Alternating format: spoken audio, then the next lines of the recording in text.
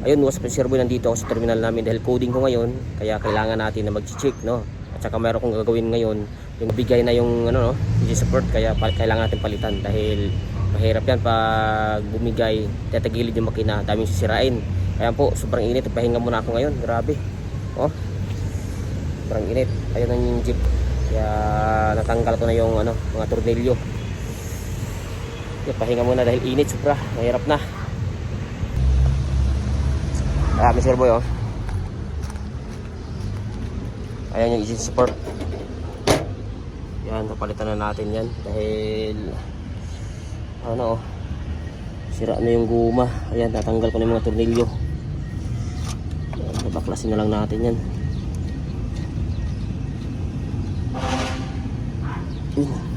Sira na, oh. Ayan, oh. Oh, bumigay na yung bakal dahil napatakan ito lagi ng ano. Kailangan natin higpitan to o lagyan natin ng ano, o-ring, no. Grabing init, kaya relax muna ng ano, kahit 2 minutes kasi mahirap pag lumusog tayo dun, wala akong pandong, wala akong ano, nakaparada ako sa hindi malilim.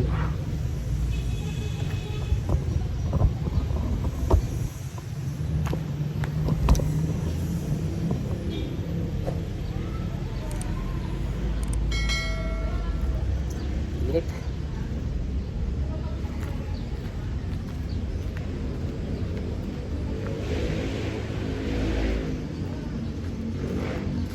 Ayun, ito yung ipapalit natin. Ayan. Ang bumigay sa akin, Mr. Boy, hindi ito, no, nabiak yan dahil sa vibrate, tumatama to sa bakal, no, tumatama dahil itong goma na to ay parang lumambot dahil napatakan ng diesel, no. Ang diesel ay bilis makalambot ng ano yan, guma. Patak ng patak dahil hindi gaano na may leak yung ano dahil kailangan ng ano yun, washer o washer na tanso, no, yung sa injection pump na yun. Kaya ito yung kakabit natin. Kaya nagpahinga muna tayo dahil sobrang init. Mahirap pag ditso-ditso sa babot sa init. Ayan na, may dilim-lim na konti.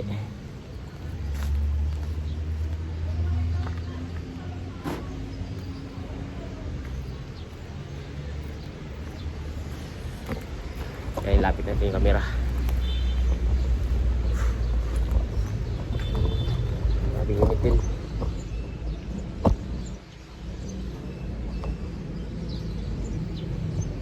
Hindi na makita. Ito.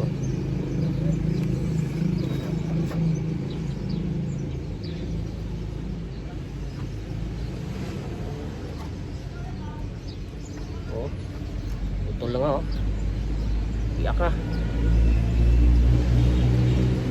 Bigla yung ano. Pero oh, napasakalan yan. Biyak dito.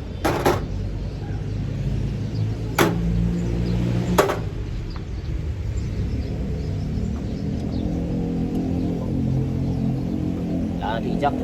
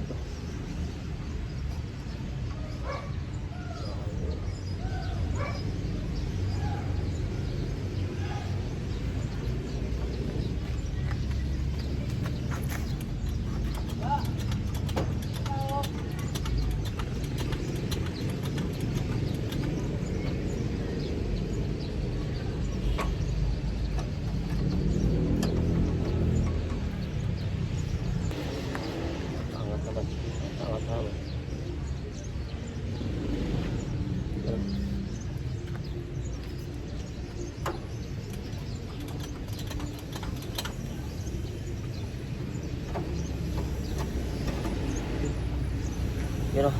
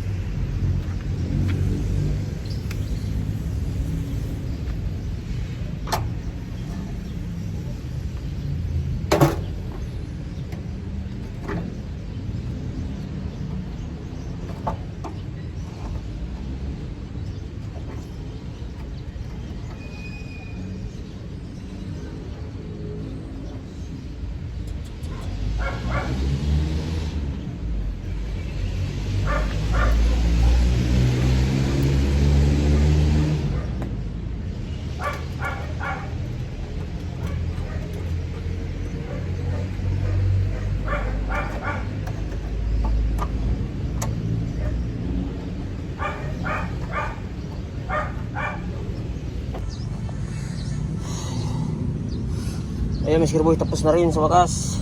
Ayan ha. Ayos na. Nakabit ko na yung tornilyo yung dalawa. Ayun o. Ayan. Ayos na siya. Tingnan mo yung tama Mr. Boy o. Yung sira o. Naputol yung ano. Ganyan dapat yan o. Naputol yung dito sa sobrang pirsa ba. Ayan. Kaya pala yung minor ko ay nagbago-bago na.